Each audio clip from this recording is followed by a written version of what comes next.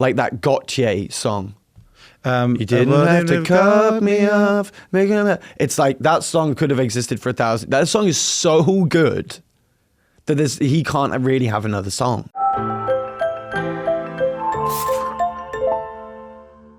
Thanks for being here. Nice to see you. Thanks for having me. Congratulations on the record.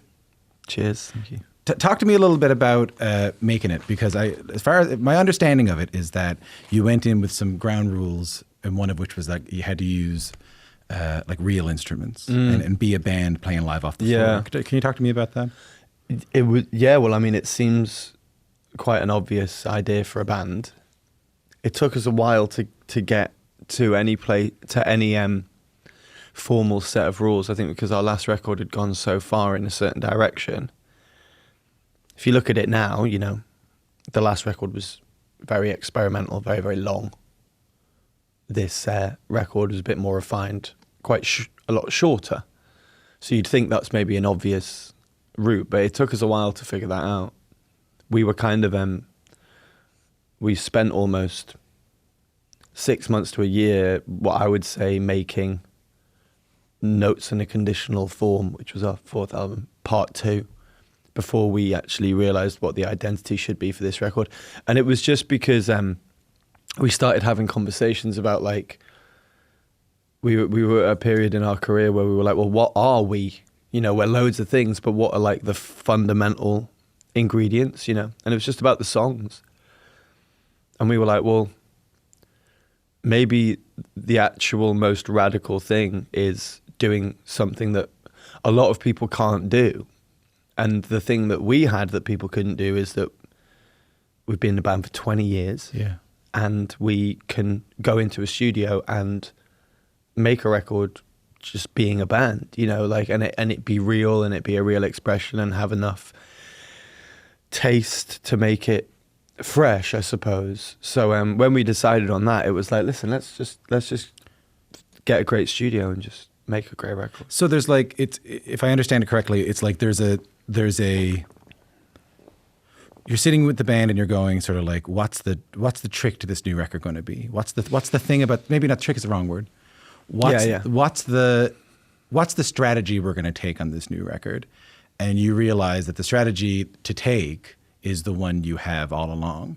Like one that a band that's newer or an artist that's newer might have to try and emulate. Yeah. But you actually are using the thing that you have, which is time and history together. That's kind of it, yeah. And always being led from what the conversation, those conversations, like, right, what are we? What stemmed from a frustration because everything we do is we do it because we do what excites us creatively. So we got to a place where we weren't like, I don't know what the word is, titillating ourselves. We weren't exciting ourselves. Yeah.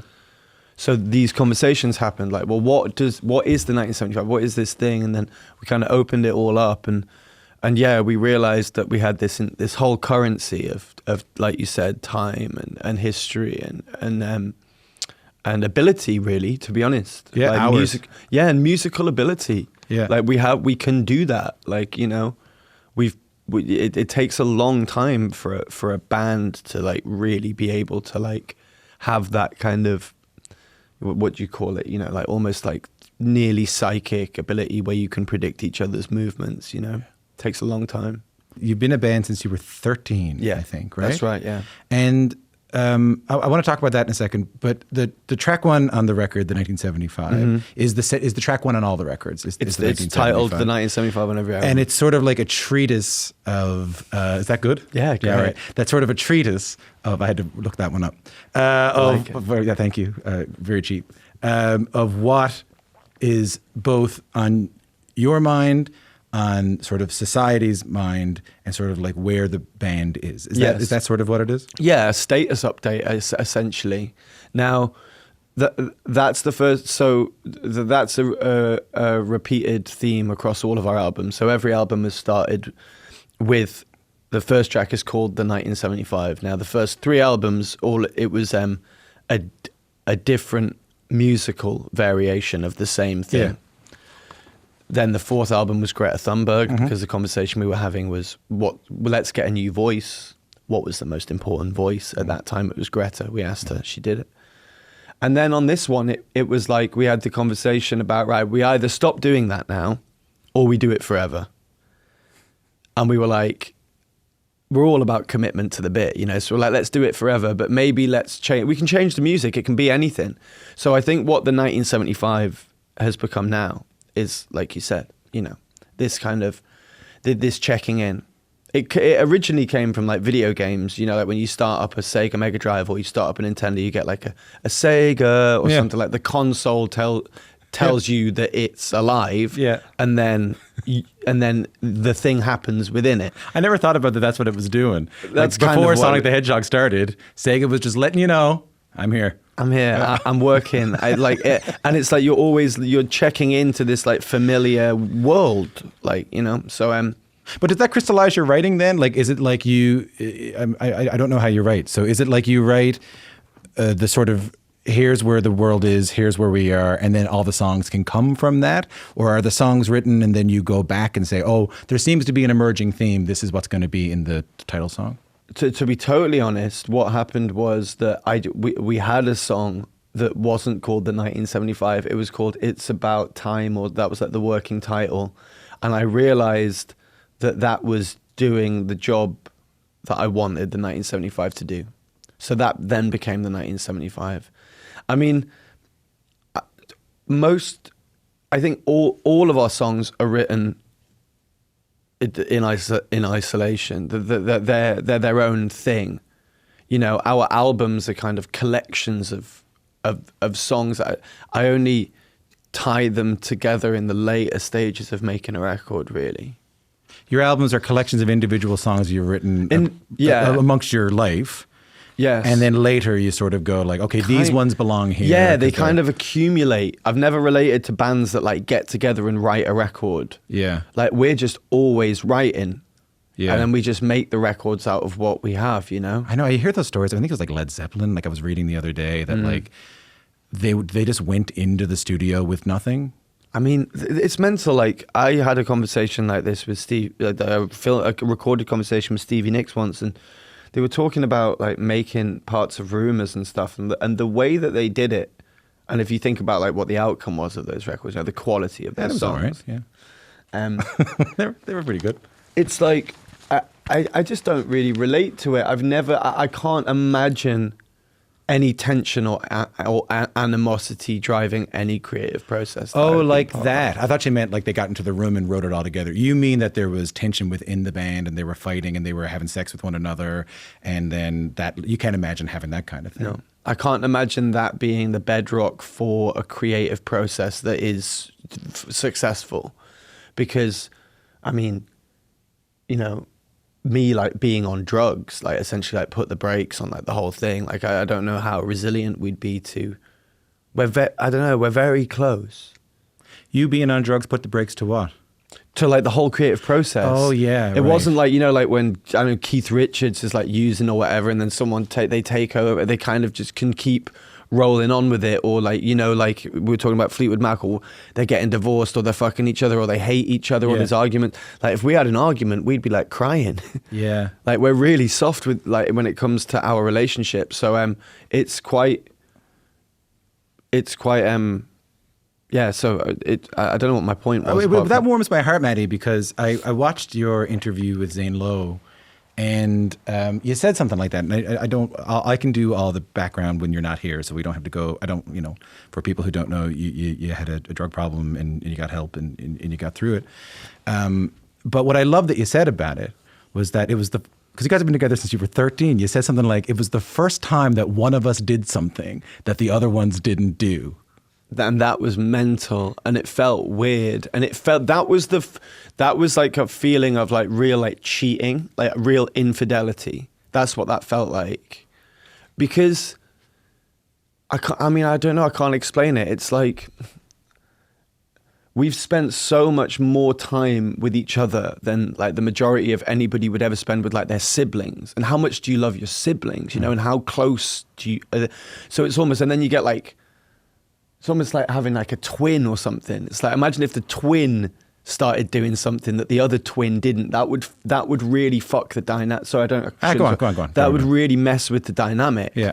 So like, and that was a dynamic that was so established, hadn't been messed with by girls, the industry, fame, money, nothing, completely unbreakable. And then this new thing came in that rocked the boat slightly, or at least asked the question.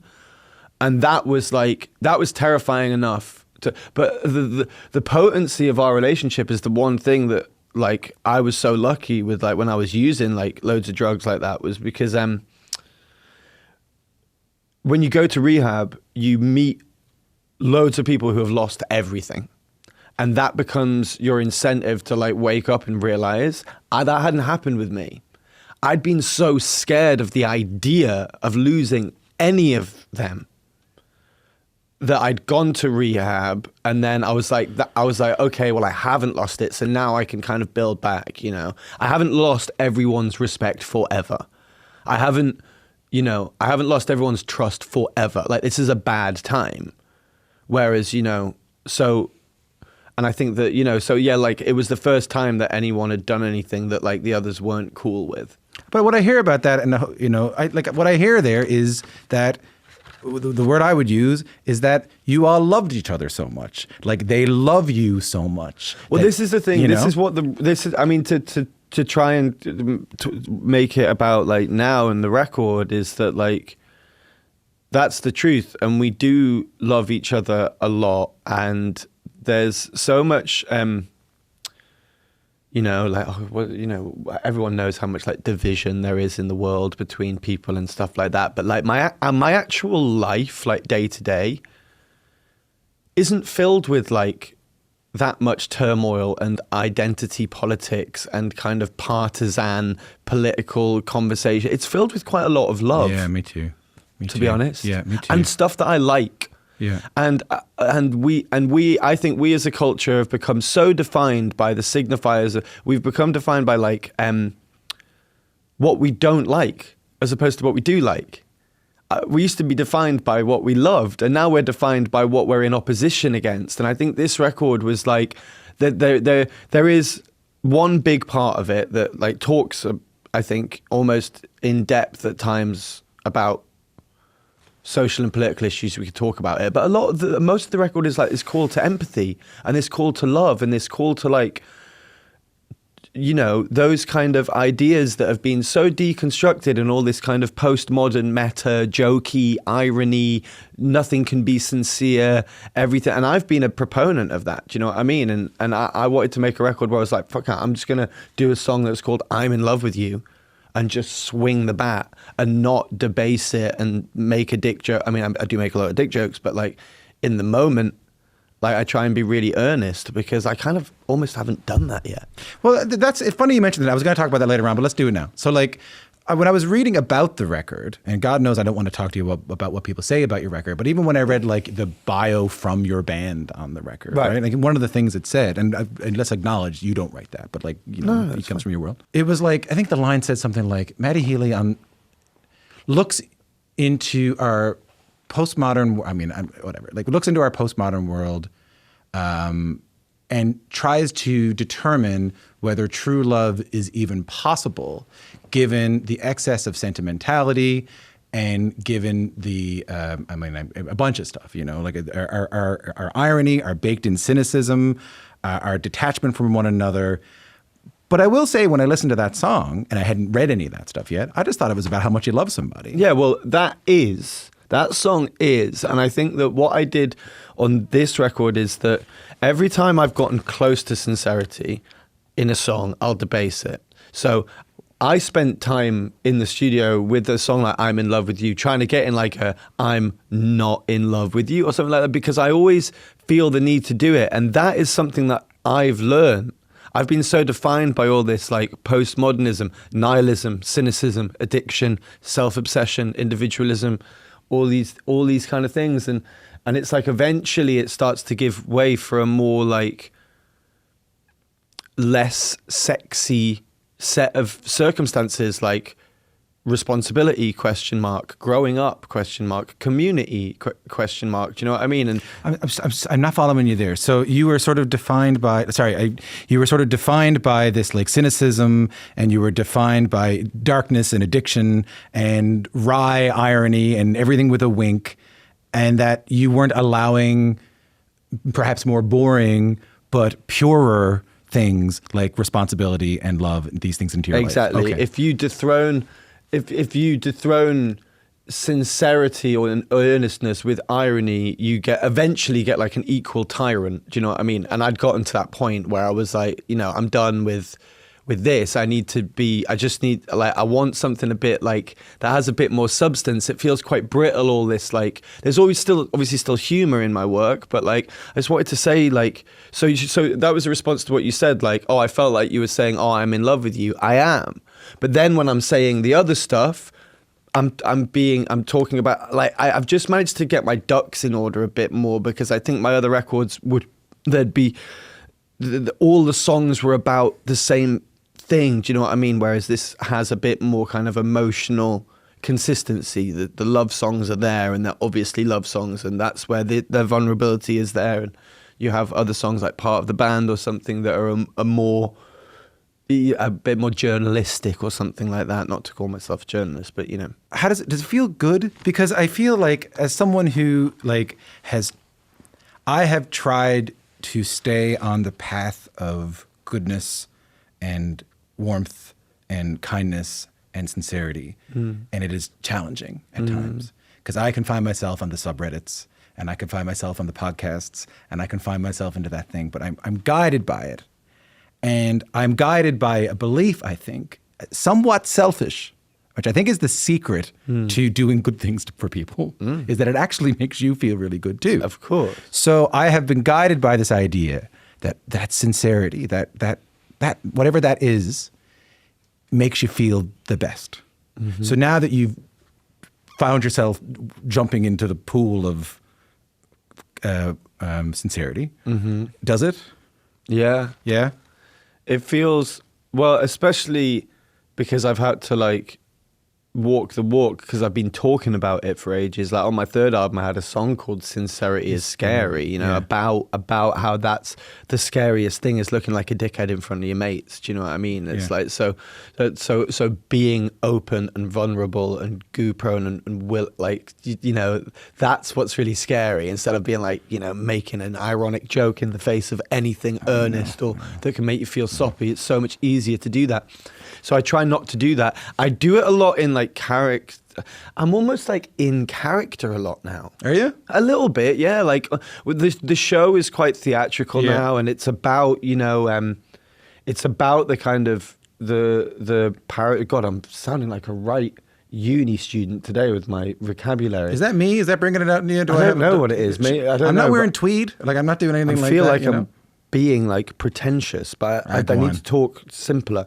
The show's quite theatrical. The show's quite theatrical, and it's kind of about the duality that I experience between being by myself at home. Like, I'm a single man. Like, when I'm at home as much as anybody else. I'm as online as anyone else. And then I go and like, what's this place that I'm playing tonight? The Scotiabank Centre. It's like where the Raptors play. That's right. So the amount of people that are in there, it's like a real weird paradox between like being alone and how to do that, and then being with more people than you can even think about. So the show is almost about that. So I kind of, and that scares me. So there's acting in the balance, and I used to mediate it by being on drugs, and now I'm not, and stuff like that. So it's quite a meta performance. So I'm quite in character a lot, which is where I can be like sardonic or annoyed or do you know what I mean? But I'm actually not like that. Yeah, you don't seem that way to me at all. No, I'm not. I'm just like, I got a great sense. Quite soft and quiet. I got a bit of sweetness off you, if you don't mind me saying. Honestly, I'm quite soft and quiet. Like, I've got this whole reputation now for being a bit like the Joker or something. Do you know what I mean? Amongst my fans, not like wider culturally, but yeah, no, it's all. I just find this all very interesting. Yeah. I even find this interesting. What I could do with this if I wanted. Oh yeah. What do you mean? Well, I could fuck my career. I could be a different person. I could do a Chinese accent. I could do anything. Yeah. Like the flimsy kind of, the flimsy rules of like what's going on and the difference between this and a film or like. Yeah. I just find it all very interesting. I think about it all the time because it's a great, I do this twice a day, at least every day. And each of those people could do that for me too. Yeah. And I see it as a great, not to be beating you over the head with Sunshine here, which is my podcast. Sunshine's my friend, he works on it, and he fucks you up. He big guy. I like this because the reason I like doing this job is because there is an implicit trust and a bit of kindness and compassion inherent in it, in that we don't do that to one another. Yes, exactly. You know? And when some people have come in and tried to break that code a little bit, and it'll startle me, you know? What I don't like is people who kind of create. So, for example, I don't like people who create drama in their life in order to get material, whether it be a song. I hate that because I think that, you know, negging and all that kind of stuff. Well, I just think that like taking risks in your art is one thing, and it's something that should be separate from your life. Mm-hmm. But I do like the kind of the people that have interested me the most in my life. People like, you know, like Andy Kaufman's probably like my hero. Yeah. You know, my biggest hero. Like somebody who wasn't. Because there's these levels of transgression, isn't there? God, I sound like such a dick. No, but Letterman knew that Kaufman was going to do that. Exactly. Yeah. And there's like punk, there's like G.G. Allen, where it's like, where you're like transgressive in a way that it's really obvious. You go, and you kind of, you just really reestablish the order that I shouldn't be doing something. But if you do something that you shouldn't be doing, that people don't know whether you shouldn't be doing or whether it's real or whether it's not, like Kaufman used to do. Mm-hmm. I like these lines of like blurring between what people consider as real, because with the internet now, there's also a forum. So there's lots of conversation right now about like whether I'm like back on drugs or like whether the show is real or whether I'm actually... Did the person he brought up on stage, did she know? Was she an actor? Yeah. I went to see The Killers a little while ago, and they brought up a dude to play drums on their sixth song. And I'll admit to you, I was like, that guy's too good at drums. Oh, is that right? To be, and maybe he was a fan. Maybe he was. He probably was. I mean, yeah, like who knows? I think is my new shtick. You know. Yeah. So you like? Let's not make it about me and Brandon Flowers again. But you like that. You like. What's the point of me? Like, I've accepted my role in culture. Like, what's the point of me doing this unless I make it interesting for me at least? Yeah, I still get the sweetness. Can I ask you this? When that first happens, because the 1975, you're 13. I assume covers then. By the way. Yeah, like Ghostbusters and like funny covers. Oh yeah, like fun stuff. You go like we were kids. We didn't have leather jackets or girls that we were interested in. We were children, which is the purity that we've taken with us. I think because if you start a band at 18, you've got an ego, you've got a thing, you've got a social circle, you've got like your own vibe. You come together as four individuals. We started at 13, same lineup. So everything we learn culturally, every film, every record, every band, every cultural movement we experience together, which is why, you know, people ask about why there's so much harmony in the band. It's like, it's because we don't, you could call it codependency, call it whatever you want, but it happened. We've all grown together. So it's our thing. Like we know everything about each other. When you are writing songs for that band, which are in the early days going to be heard by other members of the band, and then eventually get to 50 people, 65. If we were lucky. Yeah. When you were talking to me about the idea of the character, I want to take it to a little bit more of like the everyday as opposed to the theoretical, which is what happens when you write songs for the purpose of self-reflection, and that self-reflection is heard by millions of people. Like what changes Anything in your process, in your writing, just in you? Do you know what I mean? Yeah, that's an interesting question. I mean, it's so cathartic for me now. It's more like, I think the example that I've used, and I don't want to reuse any stuff though, because for example, you see me speaking to Zayn, but I stumbled across this when I was talking to him, that you'll find that a lot of people who journal as an adult have been doing it since they were about 12 or 13. People will try and do it, but they'll drop off. The people who still do it, they kind of don't know why they do it. It's just part of their day. They feel weird if they don't. That's the 1975 for me. That's the 1975 for all of us. If I don't do that, it feels odd.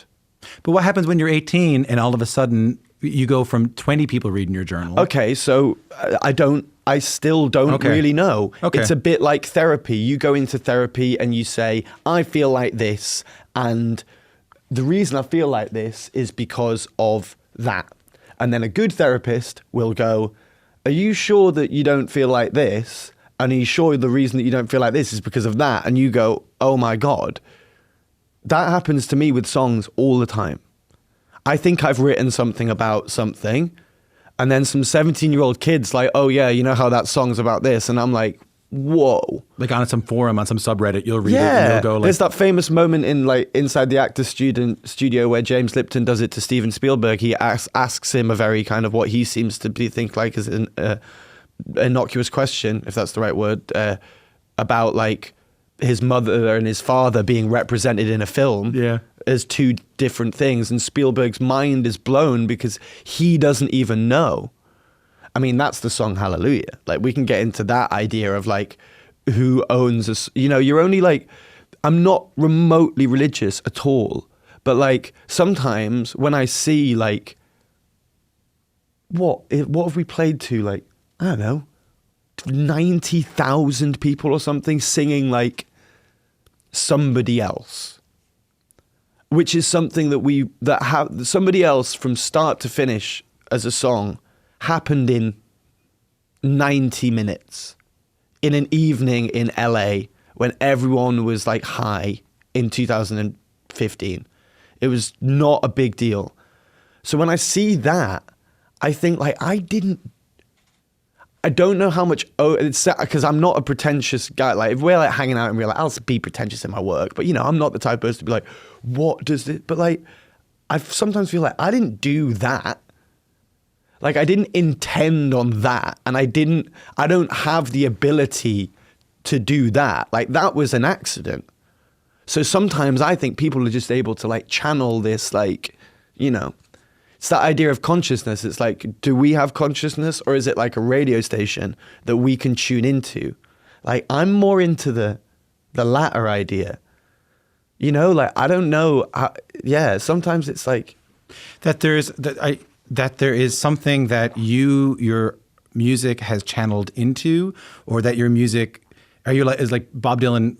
Someone said to Bob Dylan, "Oh, it's all right now. It's all right, Ma. I'm only bleeding," which is my favorite Bob Dylan song. And Bob Dylan said, "It's my favorite Bob Dylan song too. I have no idea where it came from." That's exactly what I mean. Like, I tend not to put the wizard robes on myself, so I don't like to think like that. But I definitely will allow that for other artists where I think, yeah, okay, that just like I said, Hallelujah. Like no one has the right or the intellect to write that song. Like Leonard Cohen, Hallelujah. Yeah. Like that's if somebody said that, as an atheist, I'm like, you want arguments for like God existing? Yeah. Hallelujah being written by a human being, like that's a good argument. Like there's some things that are so transcendent, like the it doesn't feel like, you know, a bloke can own it, you know, like and it doesn't even need to be lyrics. Like Queen did it. Like, is We Will Rock You a song? You know, is that a song? Like, it's like a part of culture. We are the champions. Is that a song? It's like, it's not a song. It's like a, you know, it's, I don't know. I feel that I sometimes say about Lean on Me by Bill Withers. I often say, it's so good, it's amazing it even exists at all. some things, like Tom Morello said this about riffs, but I think this about songs like Lean on Me or White a Shade of Pale, or like they feel like they've been unearthed. They feel like somebody like found them, you know, like archaeological, what's the word? You know, when archaeologically, when you do digging. Yeah. I call it doing digging. Like some things like feel unearthed, some melodies like feel unearthed. Like that's what they feel like. They feel like they've existed forever. And you feel like that with your own stuff. No. Sometimes it can feel, you can do that so brutally that you ruin your whole career. Like that Gautier song. You didn't have to cut me off. It's like that song could have existed for 1,000. That song is so good that he can't really have another song. Right. So do you, or like that melody is so unless you're like, you get to like the Beatles or Mozart, where you can repeat that level of undeniable melody, you know, it's normally a one-off thing that people do. Well, that's the trick to your band and a lot of bands, is that it kept happening. I think about that a lot, that like, it would have been great if Yellow came out by Coldplay. I would love that song forever.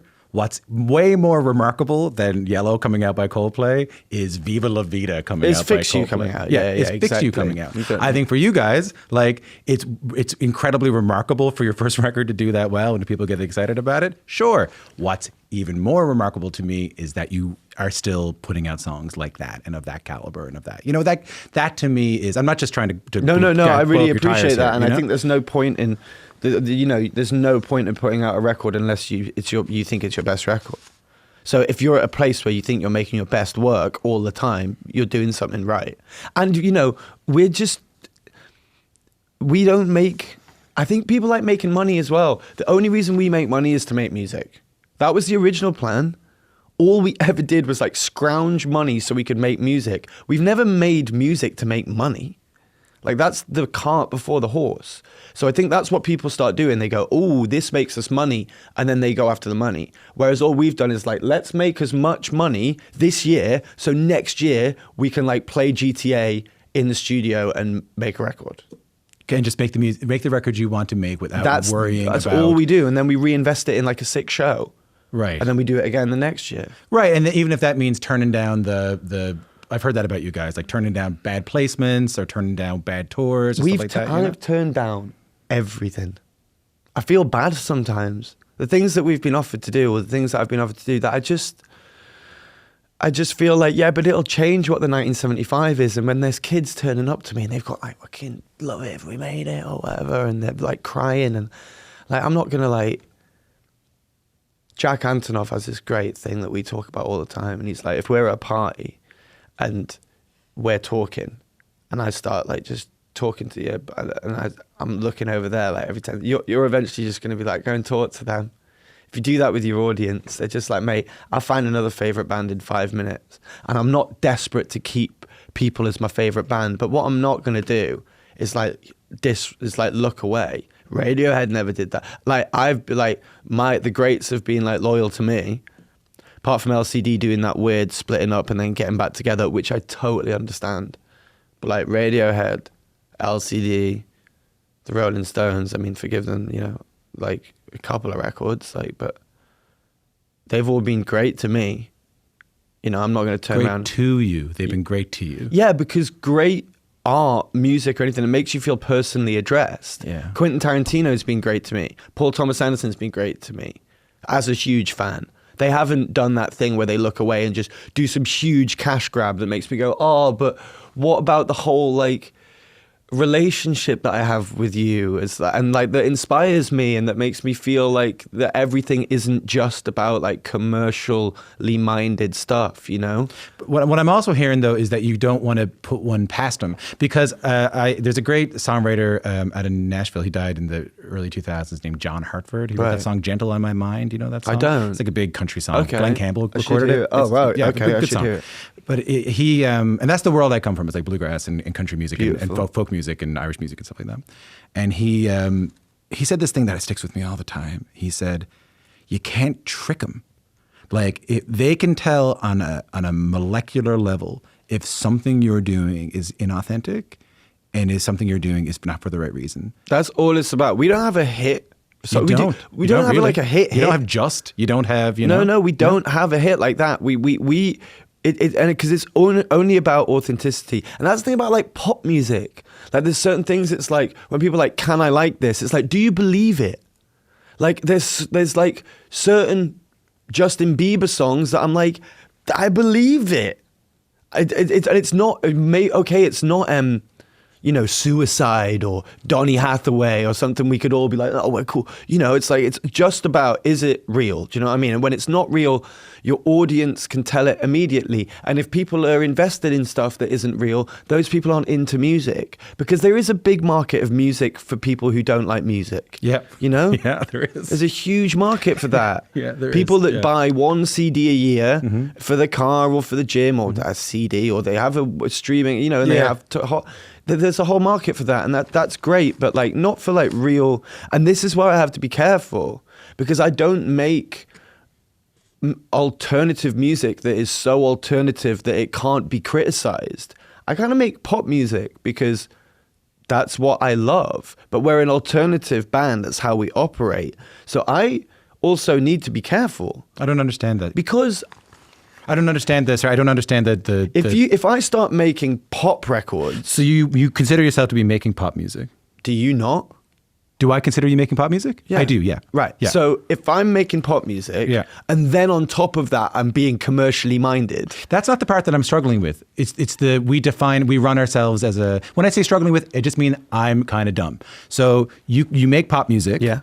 And you said we operate as an alternative band. What does that mean? Well, we're signed to our own label that we own, that we always have. Okay. All of our influences are that of, I mean, we're okay, let me say like, we're closer to Radiohead than we are One Direction, right? Yeah, I got you.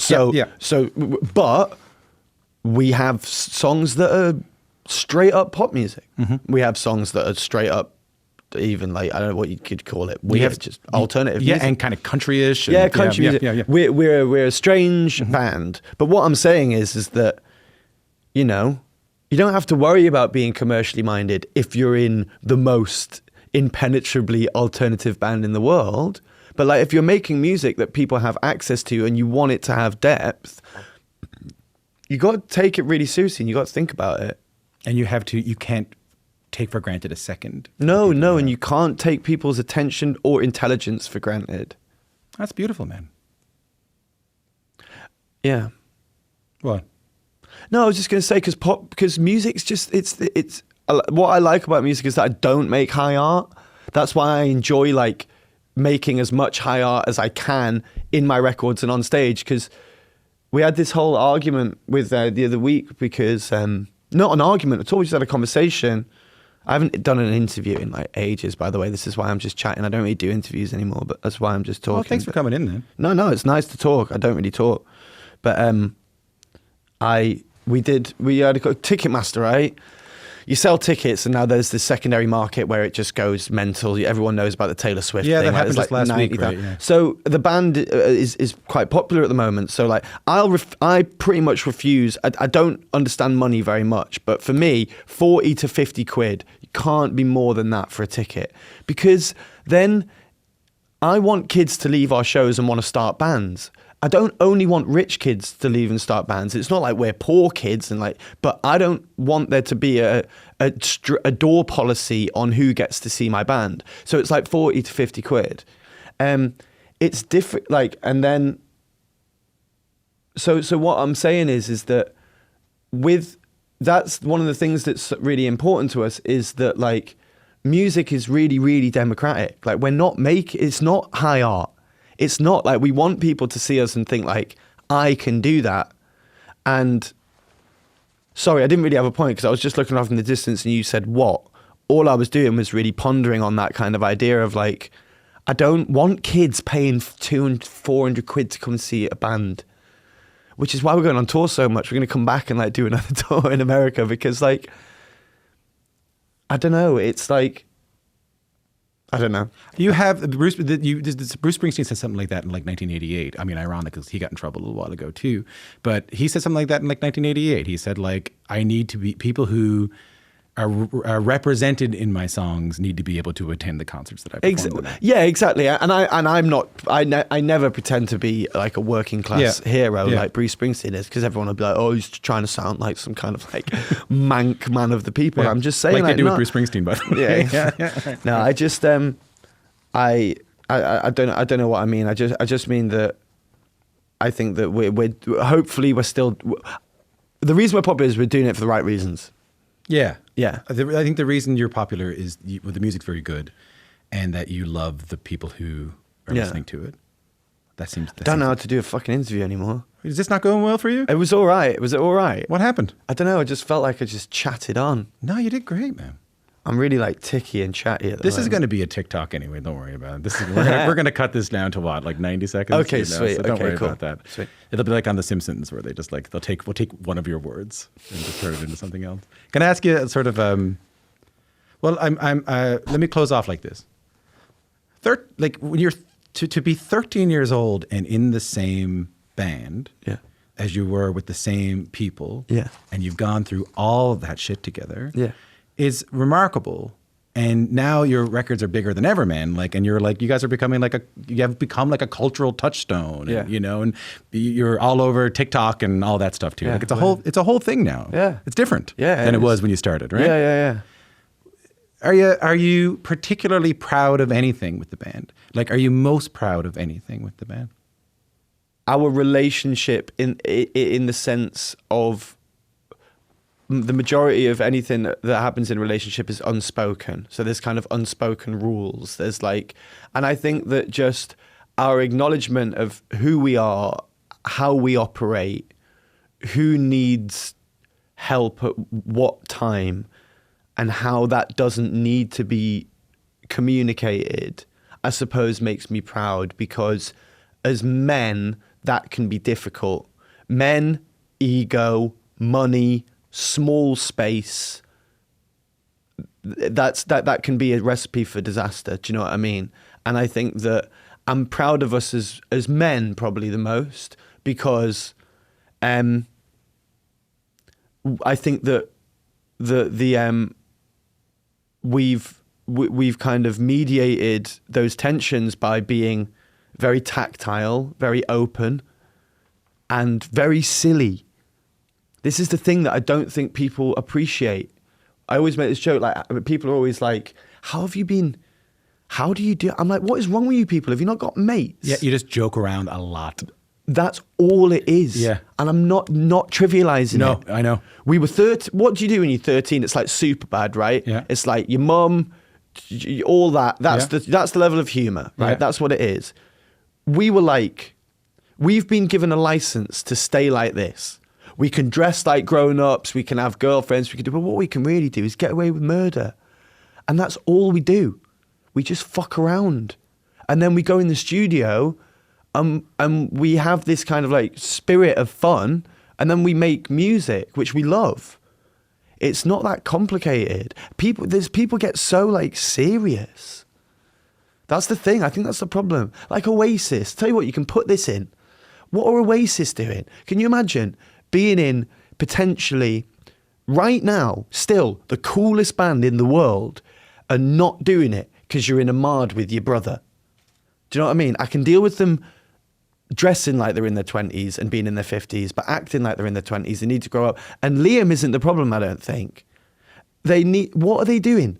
Like, Oasis, the first two albums, arguably both in the top 10 best albums of all time. Stop marding. They're like men of the people, and they're sat around in like Little Venice and Highgate, like crying over an argument with their brother.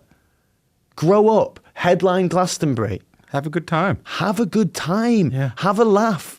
Like, it's all like, would you go on holiday with your ex-missus? It's like, I don't know. Have a chat with her. Yeah. Sort it out. And also, you're not going on holiday. You're Exactly. You're getting paid like 200 million quid.